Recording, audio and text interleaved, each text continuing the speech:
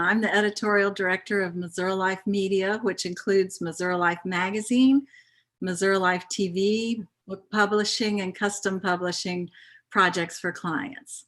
This evening, we're going to be visiting with the author of the most recent book we published, Explore Missouri's German Heritage. It's a softcover book, 168 pages with more than 160 photographs and illustrations. You should be able to see and submit questions, and we'll either get those throughout or toward the end as our operators behind the scene give them to us. So our author has been a longtime contributing writer to Missouri Life magazine, and we turn to him when we want especially thoughtful writing about the meaning of Missouri's special places. He's a member of the German Heritage Corridor Initiative of the Missouri Humanities Council, which sponsored the book we published, as well as a television documentary we're currently producing. Other sponsors of the book include Herman, the town dedicated to preserving its German heritage, Perry County, which has a wonderful Saxon Lutheran village, log cabin village, and also Urban Chestnut Brewing Company in St. Louis, which is part of a fascinating cultural exchange because the German brewer and owner opened a brewery here, and now he is taking his handcrafted German beer back to Germany and opening a brewery there too. Our author has worked as a museum educator at the Jefferson National Expansion Memorial in St. Louis, as well as at the Museum of Art and Archaeology at the University of Missouri. He's consulted extensively with communities about heritage tourism and preservation through his work for the DREAM Initiative throughout Missouri, and before that, for more than a decade with the Minnesota Design Team. He earned a master's degree in urban affairs from Washington University in St. Louis and a doctorate from St. Louis University in American Studies. He was a 2014 research fellow in the Historic Landscape Institute at Thomas Jefferson's Monticello, and he has guest lectured about Missouri's German heritage at the University of Tübingen, Department of American Studies in Germany. Finally, he did a lot of genealogical research on his own family's German heritage, growing up with other families with German heritage in a St. Louis neighborhood. So here's our author with his very German name, our author, Dr. Arthur Mehrhoff. So Arthur, why don't you tell us a little bit about your own German heritage? All right, well, you've immediately thrown me into a controversy here because I've claimed that I'm not the author, I'm the screenwriter for this incredible production. It's almost like a movie. This is part 4 of my trilogy, and therein lies the tale. I've written 3 other books, but this one just literally kind of fell into my lap as a result of working with the Missouri Humanities Council and the German Heritage Corridor Initiative. I was retiring from the Museum of Art and Archaeology. I was perfectly happy to do whatever retired people do, and I got a call from that person there, and trying to figure out, all right, how could we somehow in 150 some odd pages talk about Missouri's German heritage? And so I became sort of the mini architect, I suppose, trying to figure out a way how to do this. It's not a history, I guess I should say that right away, that it really is, it grows out of my own work in museum studies and interpreting material culture. And it's as much about the present and the future as it is about the past. So I consider it like a dialogue with the past, but it's not a history. There are excellent historians involved with the Missouri Humanities Council's German Heritage Corridor Initiative. So I wanted to say that right at the outset. Our approach was really to look at a few key objects, if you will, that in a sense, treating this entire museum, this corridor, as a kind of great museum, and trying to ask what these objects can tell us today. And so that's pretty much the approach. And without the visuals that Danita's staff, and with her own contributions, helping me to put these pieces together, it would not be the same work. So calling me the author is, it's an honor, but I really want to let people know this is really a collaborative effort that has multiple layers, multiple levels, including, if you will, my own field notes, as we kind of reflected upon, oh, this reminds me of such and such a situation, as well as a wonderful guide to all sorts of additional places. If we talk about German food, for example, I can't talk about everything that is German in cuisine, but Missouri Life has added all sorts of wonderful little features, places to explore. And I think that makes this publication, bookazine, as some people have called it, very different from anything else that I've done or even worked on. Well, it was a fun project to work on with you. And truly, I do think your own German heritage gave you extra insight. And you've probably already seen a little bit of Arthur's passion for the subject. As you were talking about your field notes, I'm remembering a couple in particular where you would talk about the going on a run in the morning in your field notes, and what was it you would notice? Well, living and restoring an old house in South St. Louis in the Shaw neighborhood, on a street named after Henry Flatt, a German-American engineer who helped James Eads build the historic bridge.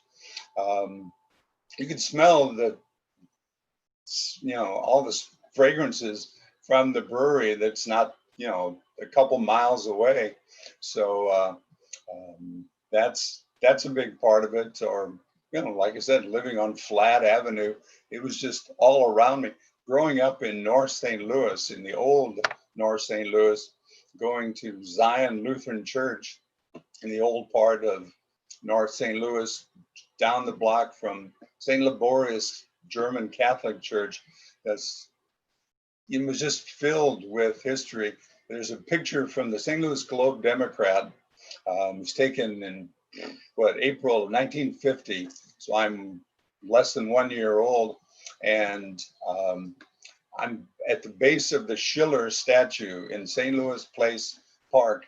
That statue is no longer in St. Louis Place Park. That my own neighborhood has had some rough times, but Schiller statue still exists. It's on 14th Street in downtown St. Louis. So there are all sorts of examples, growing up with Fischers and Schumachers and Krauses, the smell of Sauerbraten that the wonderful cooks at the church would make for holiday festivals. But like so many later Americans of German descent, I'd lost much of that heritage. I knew that, there was a rich heritage there, but growing up in the 1950s, it certainly wasn't very much part of my everyday life. I'd hear little German words tossed in here and there, little German axioms to remind me to keep my place. But I knew that there was a lot more to discover. And so to the extent that I was hungry to try and answer those questions, yes, I guess I was a good choice in that respect. Why don't we go to our slides now? We only have a handful, I think about a dozen, and we'll walk through and give you a little sample of what Arthur has done with this book. Arthur and friends. And friends. You can move on to the next one.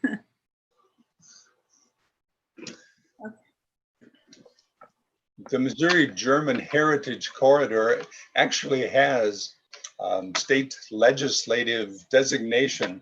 My friend and colleague, Dr. Steve Belko, the executive director of the Missouri Humanities, has made a big effort to, when he first began, to try and bring forward this particular rich heritage. And we're talking about maybe 16 counties on either side of the Missouri River that have a high percentage of people with German descent. This doesn't mean that these are the only places in Missouri or Missouri that have a strong German heritage, but it's especially concentrated here. And in fact, trying to discern what really makes this area special was a big part of the various symposia that the German Heritage Corridor Initiative undertook. Yeah. One of the things that really struck me was how you wrote about how the Germans came up the river, up the Mississippi, and then they really followed the river in their settlement pattern. Well, simply the timing. The rivers were the interstate highways of the time, and whether it's coming up from New Orleans or down the Ohio River, typically winding up in St. Louis, these became sort of the central highways for the settlement pattern. But German heritage in America certainly predates Missouri's German heritage, but I also think it's fair to say that this was a special concentration of, or this area had a strength of German influence, and it becomes especially important, as we'll see later, during the Civil War, because Missouri is right in the heart of things, and Missouri's Germans are right in the heart of that conflict. Why don't we move on to the next slide? You do have to talk about this for a moment before we move on. Well, I just have to say, I really like the outfit. I was really rocking the cowboy thing back then, but that's my grandpa Rocky, who was not the German grandfather. Was actually of Scottish descent. I believe his name originally was Campbell, but doing oral history comes fairly easily because I had some great storytellers in the family, and from a very early age, stories, myths, history, going to museums, going to the Missouri History Museum in Forest Park, going to the St. Louis Art Museum, seeing various period exhibitions. I was very lucky, for a kid from Old North St. Louis, not a particularly wealthy area.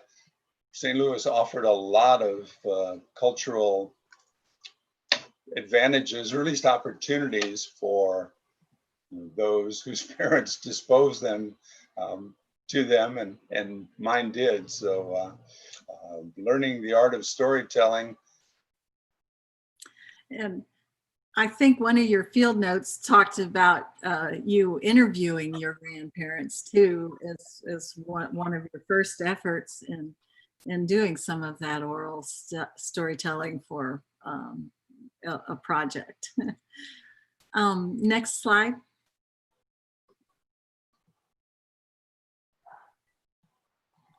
Next slide. Okay.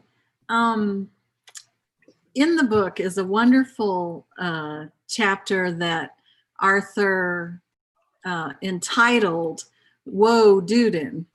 Why don't you tell us who Gottfried Duden and who he was and how he in particular and other writers of the so-called travel literature inspired German immigration into the United States? Gottfried Duden was a German jurist, if you will, a lawyer. Came from certainly at least a middling, if not upper middle class background. And like so many people in Europe, they were fascinated by America. As Germany began to go through the Industrial Revolution, industrialization, all the questions about population and working conditions and, if you will, threat of revolution, all of them were roiling what used to be called the Holy Roman Empire. And Germany was not a unified nation. It was really just a collection of small city-states, almost medieval or feudal in their orientation. And Duden, among others, was trying to see what was happening in America. What is this thing we keep hearing about? A good parallel, I would think, is a French jurist, lawyer named Alexis de Tocqueville, who in the 1830s did something very similar to what Duden had done in the 1820s, which is to come to America and explore it and to try and understand what made it special, what made it tick, what is this the future, is really what they're trying to find out. And Duden rented land, if you will, in I believe Warren County, and farmed out the farming, which is not quite fair, I think, if you're talking to people about farming. And this has been one of the criticisms that Duden spoke or wrote from a real advantage, if you will. His vantage was not that of somebody to hustle a living on the Missouri frontier. Didn't talk so much about the humidity, for example, or some of the bitter winters. Missouri is part of the temperate zone, but that masks a lot of variation. So many people felt that his reports were perhaps too glowing. But on the other hand, he tried to point out some of the problems, challenges, and I think people back in Germany were very receptive to the idea of a promised land, if you will. And so his work, along with, I believe, like 30 other books about the New World, went viral, I'd have to say. And so people got what was called Duden fever and started to organize all sorts of plans to emigrate to America. The immigration historians talk about push-pull factors that, well, there were a lot of factors that were pushing people out of Germany. The loss of traditional livelihoods, traditional villages were being uprooted or distorted by the Industrial Revolution. But also the flip side is the pull factors. Most people aren't going to pick up and leave their families and homes and belongings, if you will, to go to some place that sounds worse. And America sounded better, and Missouri, which was known as the Far West at that time, it was the frontier. This is really before California is settled, and certainly Nebraska and Kansas and places like that. So Missouri was the far west, and it took on this promise, kind of like Florida real estate in the 1920s. Okay. And this is a woodcut of the Laclede Landing, if memory serves. Can you tell us a little bit more about what we're seeing here? Well, I think the important thing to keep in mind here is that people journeyed to or came to St. Louis, congregated and collected in St. Louis by water. I mean, before Eads Bridge, we really didn't have good rail connections. And in the 1830s, 1840s, 1850s, Missouri was one of the the central leading steamboat centers, and so it was a lively gathering place, and it offered opportunities for new immigrants. It was a growing, bustling city, as entrepreneur Henry Shaw certainly was able to demonstrate. So there were fortunes to be made, and lots of things to be built. But a lot of people from Germany who are coming there were not coming to be urbanized. They were coming to recreate traditional village life as closely as possible as they could to what they knew back in the so-called old world. And we'll see plenty of examples of that. So it's impossible to ignore the urban experience for Missouri's Germans, but as architect Lauren Torno pointed out very clearly, that many, or if not most, Missouri Germans lived in a rural setting much of the time, even until the 1900s. So I think we have to distinguish between the urban experience of Missouri's Germans and the rural agricultural experience. Okay. You mentioned a moment ago, and next slide, that the Germans played a crucial role in the Civil War. Why don't we have two slides here relevant to that, and why don't we talk about what we're seeing here and what happened, and you can cue the next one. Okay. Well, this particular slide is an image of what was known as Camp Jackson, and to the left of the screen you'll see a kind of a map image of Camp Jackson, which is today, I believe, on the edge of, if not on the campus of, St. Louis University, one of my alma's mater. And remember walking across it, there's a sign depicting the site of Camp Jackson, but it's just part of the crossing of everyday life. You don't really think about everything that went on there, but Missouri's Germans were, as you might imagine, they were not really keen on, their theme was Freiheit, freedom.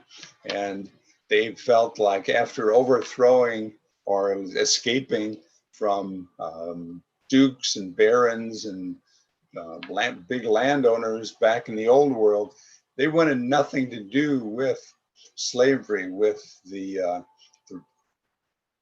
dominance of big landowners in the United States. And so they opposed slavery very, very deeply, especially the immigrants, German immigrants who arrived following the failed revolution of 1848 in Germany. And so, again, going back to our previous slide of the urban experience, many St. Louisans gathered in societies, if you will, singing societies, cultural societies, including rifle societies, Schützenverein, where they maintained their traditional skills.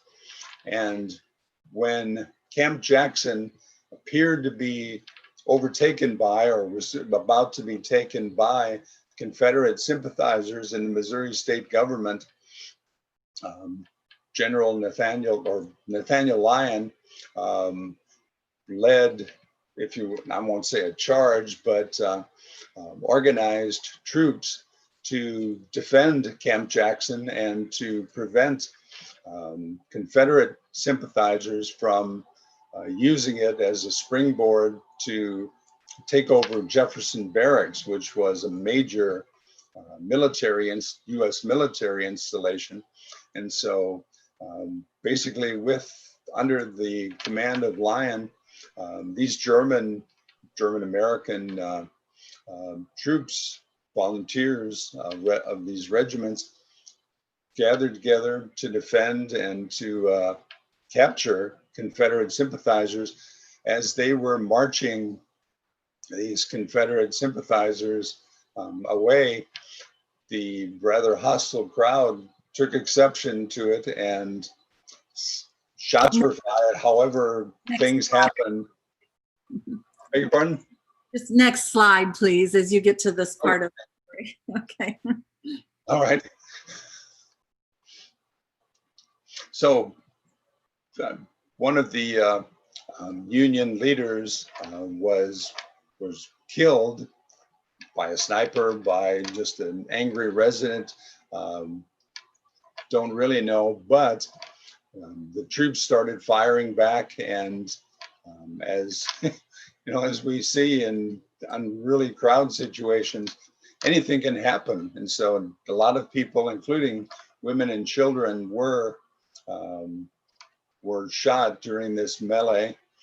But the long story short is that Camp Jackson and Jefferson Barracks were retained through the strong support of these German volunteers, and quite possibly proved to be a turning point even before the war in terms of keeping Missouri and in the Union, and perhaps that becomes pivotal to the overall success of the Union effort.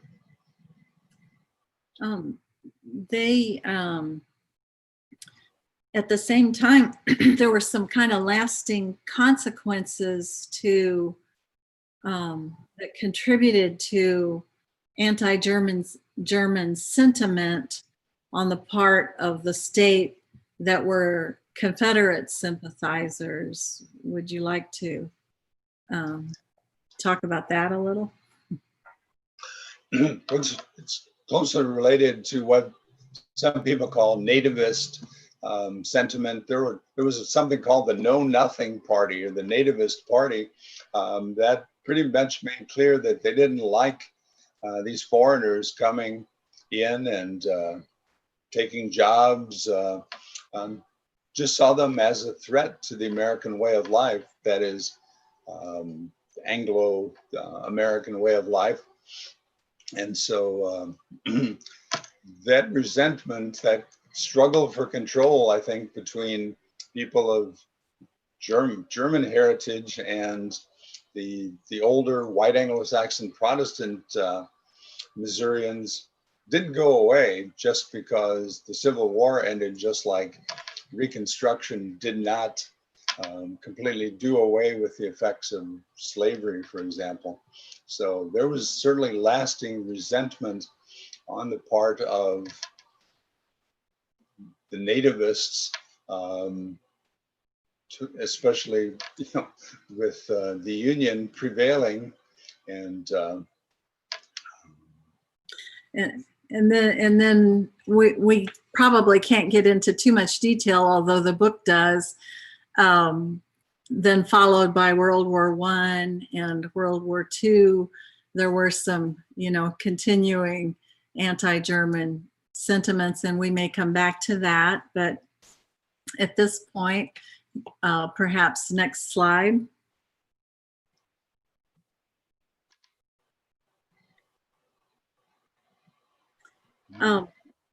We have talked, Arthur and I have had many long conversations over the years about shaping the land and creating a sense of place, and conversations about how the land shapes us and we shape the land. Why don't you tell us a little bit more about how that plays into the book and what we're looking at here? Trying to identify what's unique about Missouri's German heritage was one of the key emphases of the German Heritage Corridor Initiative and a couple of symposia that Missouri Humanities organized, bringing in scholars from actually all over the country in order to try and get at what makes this region so special. And sense of place continually comes up. Um,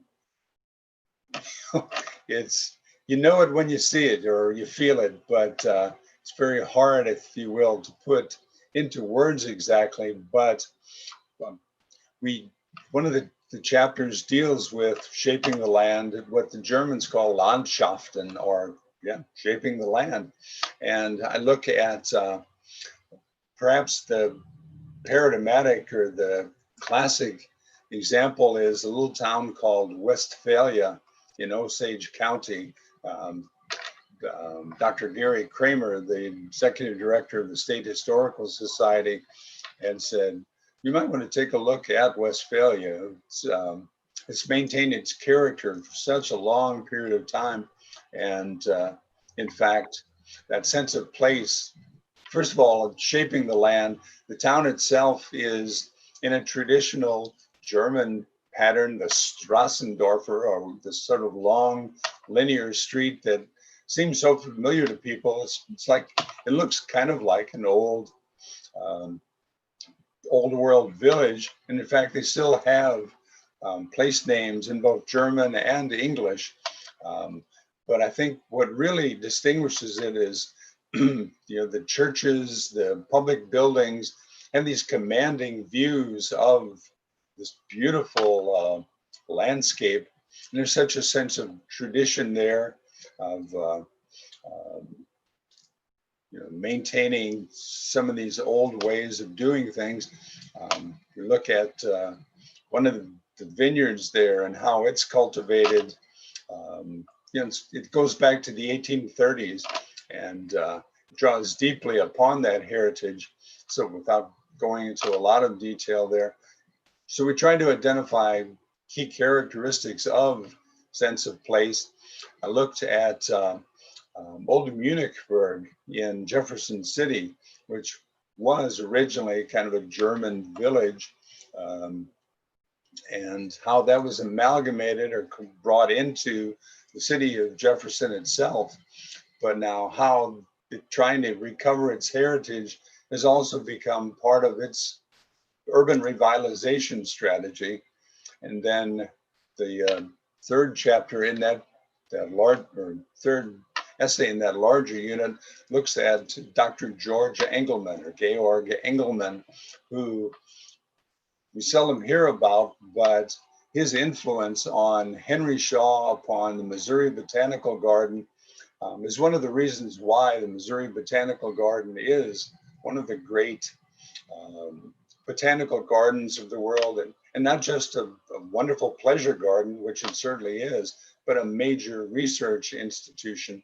So a number of different ways in which Germans shaped the land, their Landschaften, not the least of which was their architectural traditions, their vernacular architecture, and this attempt to build something permanent, building things to last, I think is a key part of the Landschaften there. Most of Missouri's, I won't say most, but many of Missouri's century farms have people with German surnames, and that's been noted time and time again. So we also look at the importance of its rural character and consider what happens if we lose that rural character, or conversely, how could we help to preserve that rural character going forward, that sense of place. So again, it's not just about history, it's about how does that heritage affect us and how can we affect that heritage? Thank you. And this happens to be the Femme Osage Church, and it permeates the book in some ways.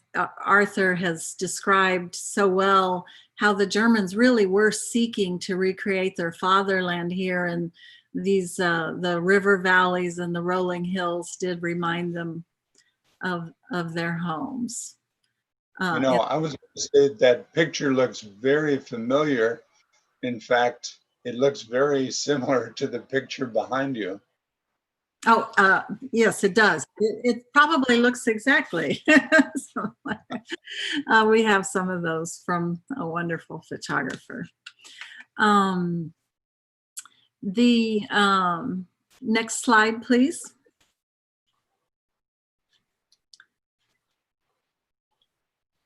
This is one of my favorite sections of the book, and we're still talking about the land, but Missouri is lucky to have one of very few in the country still standing house barns. Why don't you tell us about that? This is the famous Pelster house barn, and when it was placed on the National Register back in the late 1970s, I think there were 12 remaining house barns in the United States.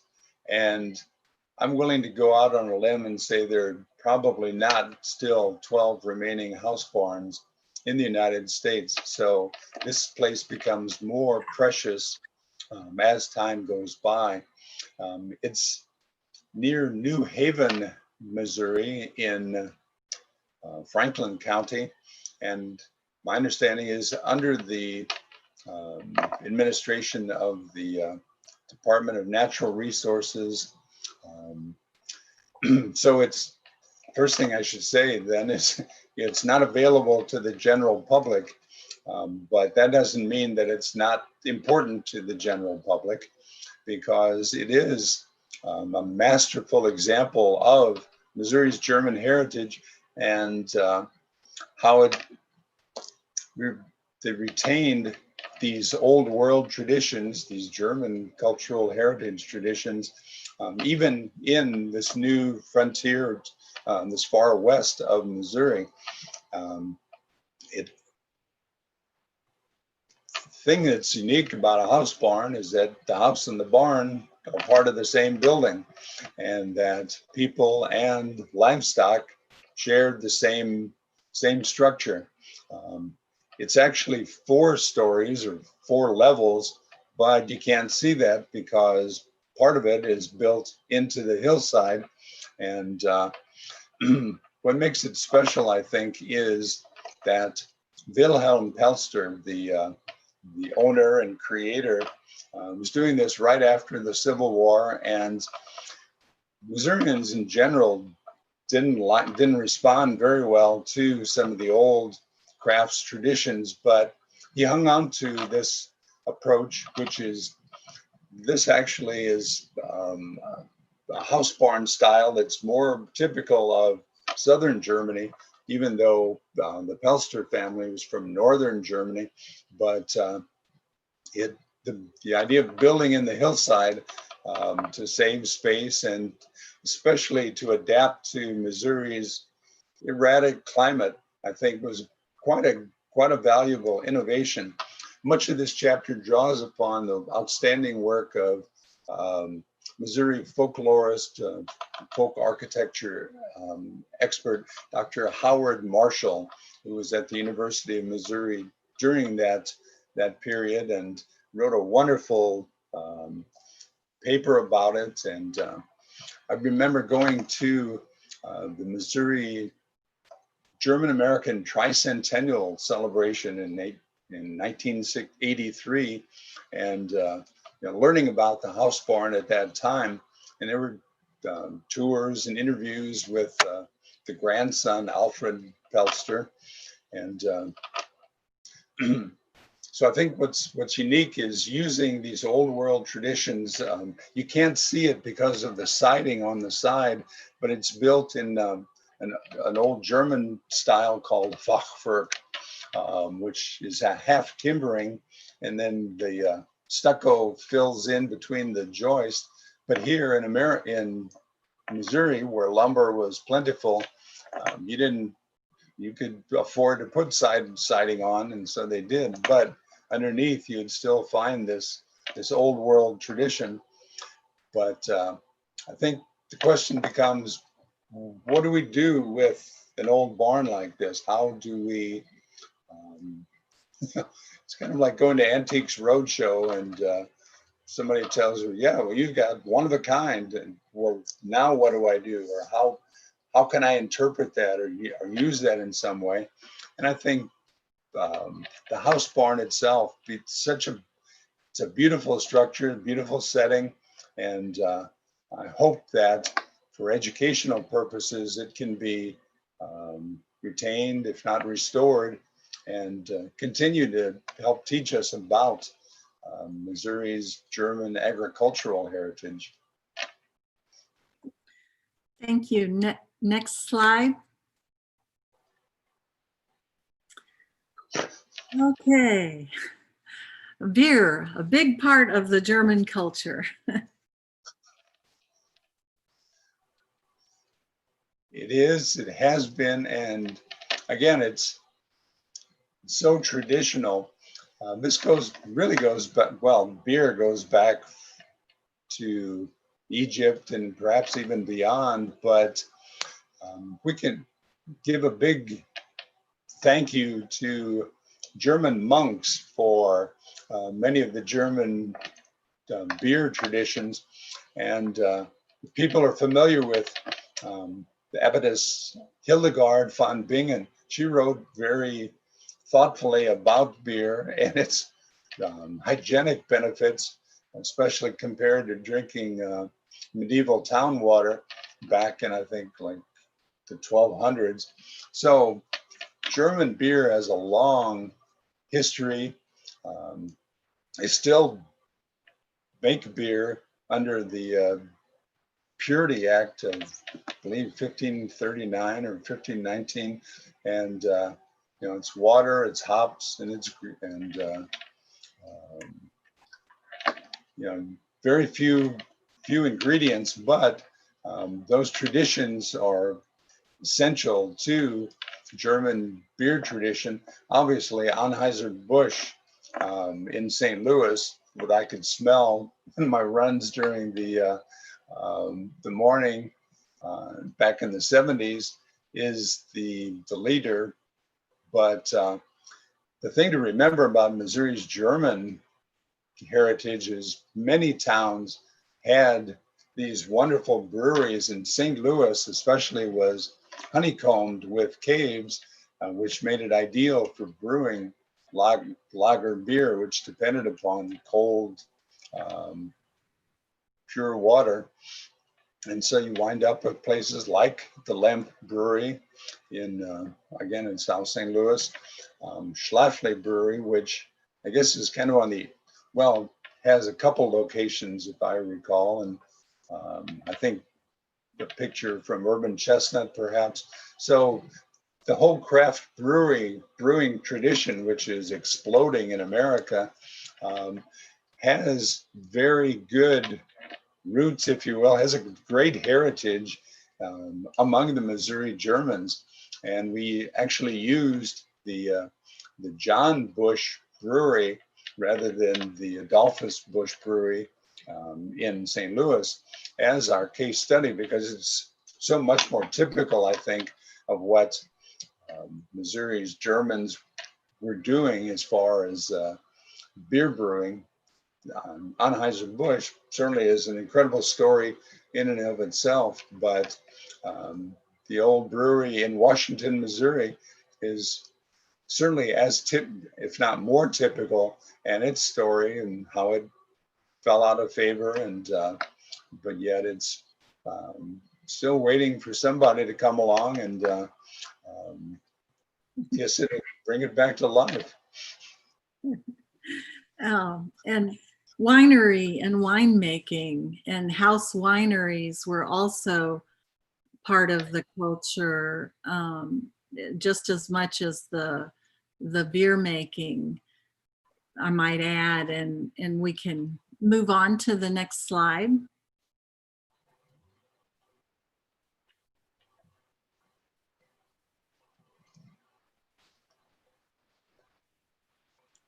These are those two French monuments. We spoke a moment about how important wineries and even a lot of individuals on farms made wine in their own homes. But why don't you tell us about these two monuments and the role they played? Probably wouldn't figure the French to be making or building monuments to Missouri Germans, but these are, I believe, from Montpellier in France, and they celebrate, if you will, the efforts of Missourians like George Hussman, Georg Hussman, and Dr. George Engelmann to help preserve or help the French grape withstand a blight of phylloxera in the 1870s. And but that part of the story then is Missouri's German wine heritage. When Missourians or when Germans came to Missouri, they brought with them their taste for wine, their winemaking traditions, and George Hussman in particular, who features prominently in that particular essay, was really an amazing man. And you just have to read his story, I'd have to say. But he helped to develop techniques to graft Missouri's German wine stock or wine grapes into French ones in order to help develop a resistance to the phylloxera. And we kind of use it as a wonderful example of what some scholars would call intercultural transfer, that taking elements from one culture to another creates a hybrid, if you will, that in fact often proves to be healthy and more sustainable in the long run. So, if you will, trying to save their old world traditions here in Missouri, they discovered that the grapes they grew in like the Rhine region of Germany didn't play well in Missouri, that Riesling grapes were not particularly well adapted. But George Hussman or his father actually pointed out, you've got grapes growing all around Hermann, Missouri. It's just they're not the grapes we're accustomed to. So, if you will, listen to nature, adapt to what we have. And so this so-called Cynthiana or Norton grape became really kind of one of the stalwarts of the Missouri wine industry. Still is, in fact, wins awards all over the place. But again, this exchange between the old world to the new world, and then adapting to these new conditions, and then adapting them to, again, to the old world. I should point out that we suffered also from our own blight called Prohibition back in the, starting in late 1919 and really up until the 1930s, which devastated Missouri's wine industry. And not just because business had to shut down, but once the grapes are destroyed, you lose all of that heritage, that genetic heritage. And so resurrecting Missouri's wine industry took a long time, but it's become, a big part of Missouri's life. And again, a lot of it has to do with its roots in Missouri's German heritage. Okay, thank you. And I was struck. I was struck by. Oh, yeah. No, please go ahead. I was struck by one other thing. There was so much anti-German sentiment for different reasons over the years. And I remember you wrote something that during Prohibition, they used some of that anti-German sentiment that perhaps was lingering from World War I to help get Prohibition passed. Yeah. Anyway. Missouri was a leader in the temperance movement, and there was a strong push by Carrie Nation and others for what they call a 100% pure American culture. And I mean no disrespect to the temperance movement, because alcoholism was and remains, a blighting influence. But they really wanted to eradicate spirits, if you will, beer and wine, and they associated them particularly with Germans, Missouri's Germans, because they were such a part. It's not just a matter of going to the pub, that beer gardens, wine gardens, etc. These are big social activities in Missouri's German culture, and entire families would go there, and music, dancing, etc. And so it really struck at the heart of Missouri's German culture. And so taking that away really did, I think, help to drive Missouri's German culture further underground. There were plenty of good reasons not to promote your German heritage during World War I, and immediately thereafter. Drinking alcohol was another one. Okay, next slide.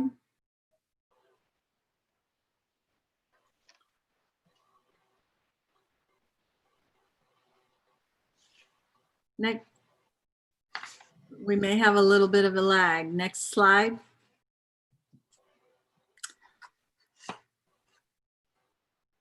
Well, maybe we can just talk over this.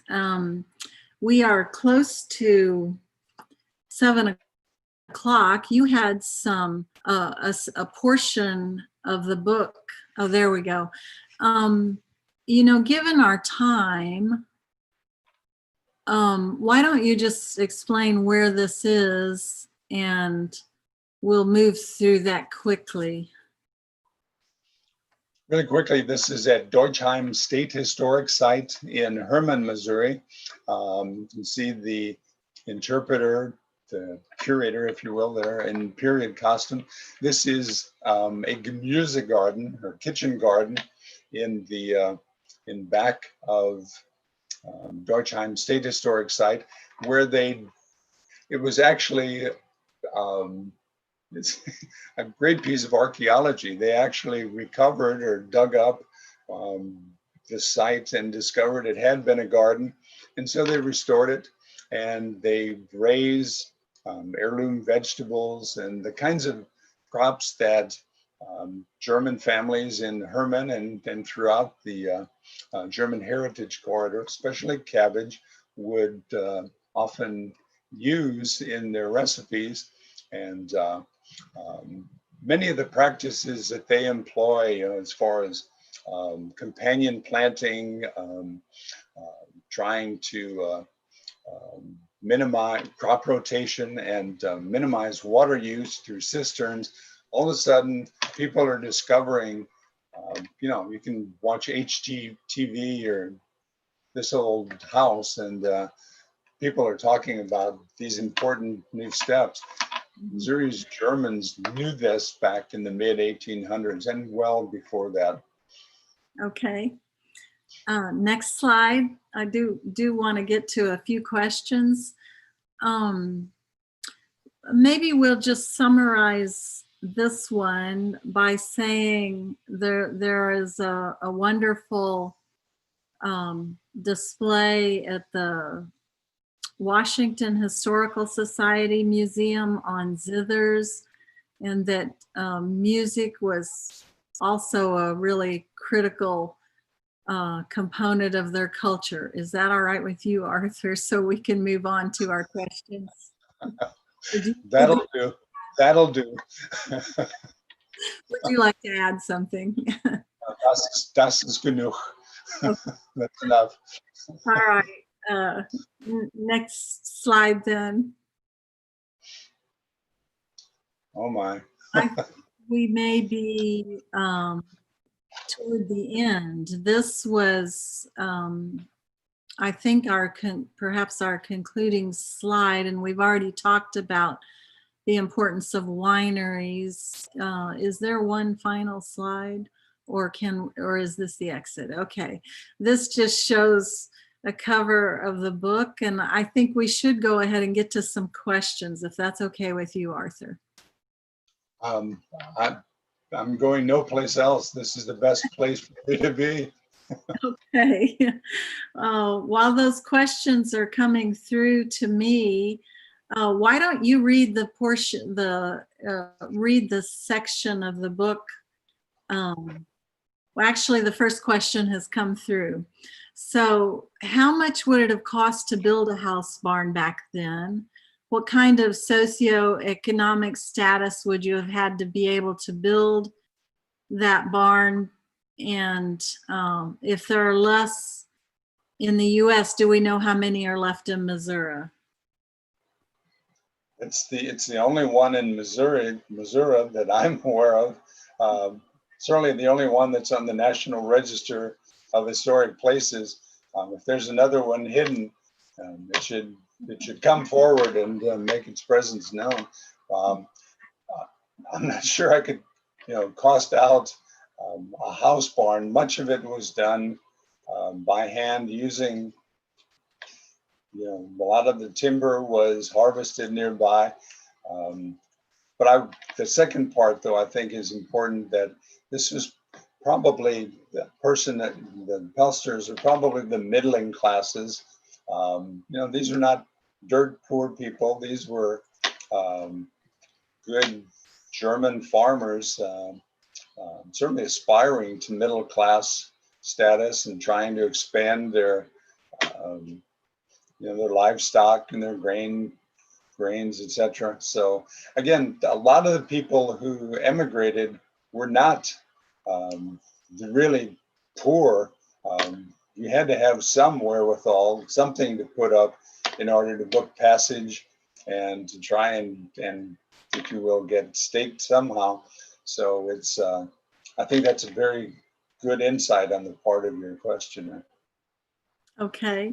And another question was, isn't there a strong German culture in both Perry and St. Genevieve counties? And I do just want to mention again that actually Perry County has that Saxon Lutheran village that showed the German way of life, but you know more about the German population in Perry County and St. Genevieve. Well, it's one of the it's the matrix, if you will, of the Lutheran Church Missouri Synod. And so as I pointed out with that slide of the Missouri German Heritage Corridor, those are not the only places with strong German heritages, but it's they're the ones that are part of the state legislation that designated a German heritage corridor. But Perry County is, even though it's more along the Mississippi River than the Missouri River, is certainly a matrix of Missouri's German heritage. And like you mentioned, the Saxon Museum down there, attended workshops down there. They have some wonderful exhibits, and the food is really good. And they have a great research center too, an archival Yeah, which we record. talk about in the publication as well. Yes. So So no disrespect to St. Perry County whatsoever, yeah. but they're I won't say an outlier, but they're a unique German heritage themselves. Okay. And another question: did Germans bring permaculture to the U.S.? I like that. I would say yes. They're building to last, and you can see it, especially I think in the Gemüse garden and the gardening techniques. And I talk a lot about Alexander von Humboldt, the great German Prussian, research scientist, if you will. Many people consider him the father of um, modern geography, perhaps ecology as well, and big influence on the conservation movement in the United States. Emerson, Whitman, Thoreau, George Perkins Marsh, um, John Muir, who was strongly influenced by von Humboldt. So building to last was a central theme in Missouri's German culture, German heritage, and it's certainly worthy of additional consideration. And in wrapping up, a couple of things. Arthur has a section, just a couple of paragraphs he'd like to read in closing, but I just wanted to also add that throughout the book, I was struck by how much I did not know that we could attribute to the Germans, besides the word wanderlust, gymnastics in school, kindergartens, the Christmas tree, Pilates, ice wine, the Science Center in St. Louis, and the amazing herbarium at the Missouri Botanical Gardens. That's just a sample of what we learn about that we can attribute to the German heritage of Missouri. So would you like to read the section you selected? I'd like to thank you and Evan and Missouri Life and all the folks I've worked with for this opportunity. It's been extraordinary, and I hope that readers find it as extraordinary to read as it was to put together. This last chapter, the epilogue, if you will, is entitled Ice Wine, which is a late harvest wine whose grapes are pressed after the first frost. So it's a risky business, if you will, because you can lose your grape crop, but if you do it right and you have skillful winemakers, it's an incredible vintage. So we use that image to describe Missouri's German heritage, and hopefully this publication.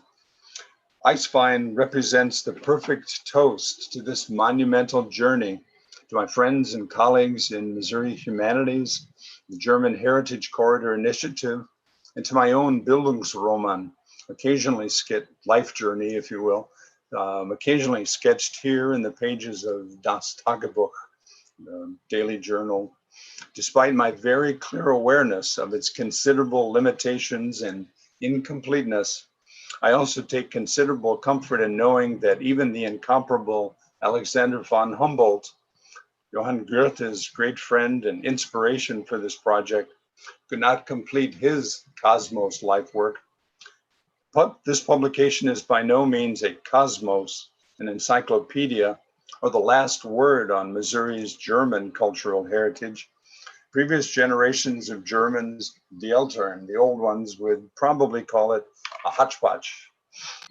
However, I do hope this hodgepodge offers you a small window with a good view on that remarkable world, preferably on a hill overlooking a vineyard with the Missouri River in the distance, with more light and a clear vantage on this unfolding new chapter in the German Heritage Corridor's exploration, preservation, and interpretation.